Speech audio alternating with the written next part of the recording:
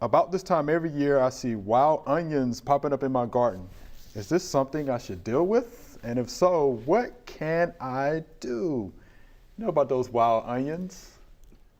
It's probably wild garlic. Yeah, what that's telling me is you need to be planting onions in your garden.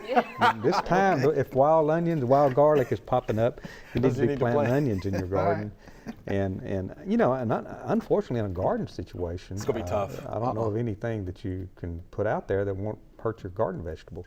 In a yard situation, there's a lot of things that you can use. Take wild garlic out of your turf grass, but in a garden situation, I'm not seeing that as a problem. You can cultivate it, dig them up, you know. Yeah, just dig them up. You know, the ground has been moist. Yeah. You know, here I would just real easy to dig up. Get your trowel and get your family plot trowel. You can't pull them up, but you can dig them up. You can dig them up because they have bulbs, right? So you want to make sure you get all the bulblets. And this is wild garlic, probably. Wild garlic has the round, hollow stem, and if it's a wild onion, doesn't it have like a flat? Yeah, it has a flat, solid stem. Flat, solid stem. There's your difference. Yeah. So, yeah. Right. But if it's in your lawn, then how would you control it? In my lawn, I mean, I'd probably go in there early with Weed Be Gone. Weed Be Gone. It's a mixture of 2,4-D, dicamba, mecoprop, or you know, different things like that, and that'll do the trick. It may take more than one treatment. Oh, it will. But over a period of time, you can take them out. Right. And there's several.